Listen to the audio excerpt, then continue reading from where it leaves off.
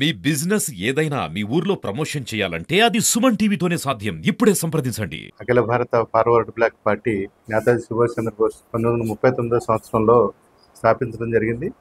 ఈ పార్టీకి సంబంధించినటువంటి సిస్టమ్ ఏంటంటే భారతదేశంలో ముఖ్యంగా నేషనల్ పార్టీలు అలాగే రీజనల్ పార్టీలు ఉంటాయి. గ్రాస్ రూట్ పార్టీలు 1982 నుంచి ప్రాంతీయ పార్టీలు ప్రభావం పెరగడంతో ఈ రాష్ట్రంలో మరి గ్రాస్ రూట్ పార్టీలు తగ్గినాయి. ఎప్పుడైతే గ్రాస్ రూట్ పార్టీలు తగ్గినాయో రాష్ట్రంలో ప్రజల సమస్యల గురించి చర్చించేవాళ్ళు. అసెంబ్లీలో కూడా ₹5 నుంచి ప్రారంభమైన ఎన్నికల ప్రక్రియ ఈ రోజున ఎంత అయిందో మీ అందరికీ యథార్థంగా తెలిసిన విషయమే.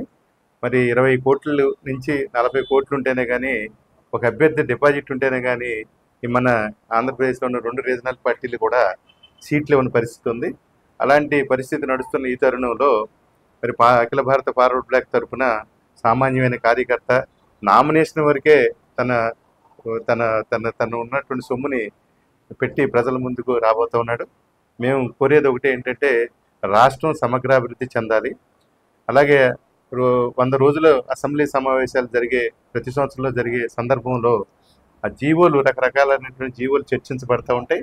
ఆ జీవోల్లో కనీసం 100 సమావేశాల్లో 100 జీవోలైనా పాస్ కావాల్సిన పరిస్థితి ఉంది. ఇలాంటి పరిస్థితి టంగుటూరు అంజయ్ గారు ఉన్న టైంలోనే జరిసింది తప్ప అప్పటి నుంచి ఇప్పటి వరకు కూడా ఏ రోజున సమావేశంలో కూడా ఒక జీవో పాస్ అయిన సందర్భాలు కనిపించట్లేదు. ఈ రోజున జీవోలు పాస్ అవ్వడం ఎలాంటి ల్యాండ్ టైటిల్ యాక్ట్ అని చెప్పి పెట్టుకొచ్చారు.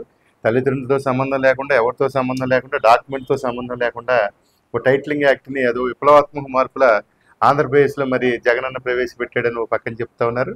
అలాగే ఆంధ్రప్రదేశ్ మోటార్ వెహికల్ కూడా 170 పేజీలు ఉన్న జీవోని పట్టుకెళ్ళి 2500 పేజీలు సెంట్రల్ గవర్నమెంట్ పంపితే స్టేట్ గవర్నమెంట్ డిస్కస్ చేసే పరిస్థితి ఉంది. ఇవాళ నేషనల్ పార్టీలు అనబడే బీజేపీ కానీ కాంగ్రెస్ కానీ లోకల్లో ఉన్న రీజనల్ పార్టీలు అంటే తెలుగుదేశం, వైసీపీ లోకల్ సంక్షేమ పథకాలు పెట్టి కొంత ప్రజల్ని అందుబాటులో ఉండే ప్రభుత్వాలు నడుపుతూ ఉన్నారు. దాంట్లో లోపాలు ఉంటే ఉండొచ్చు, సంక్షేమానికి వ్యతిరేకం కాదు.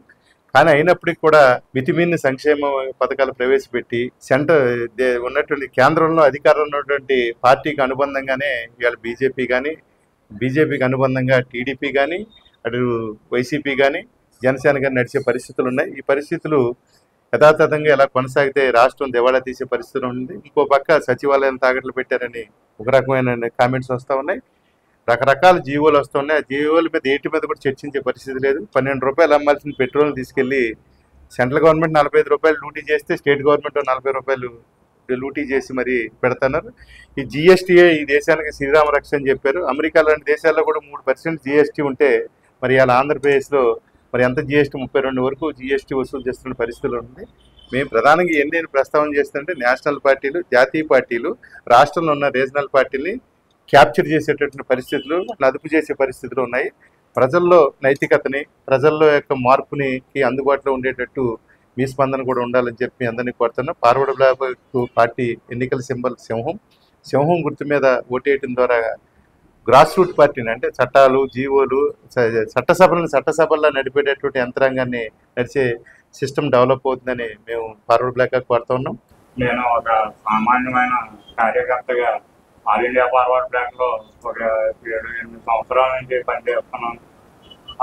నాకు సామాన్యుడైన మా పార్టీ రాష్ట్ర committee plus all India committee నాకు ఈరోజు భీమవరం అసెంబ్లీ నియోజకవర్గ ఎమ్మెల్యే అభ్యర్థిగా సీట్ ఇవ్వడం నాకు చాలా వారిని నేను స్టేట్ కమిటీని, ఆల్ ఇండియా కమిటీని నేను కృతజ్ఞతలు తెలియజేసుకుంటున్నాను.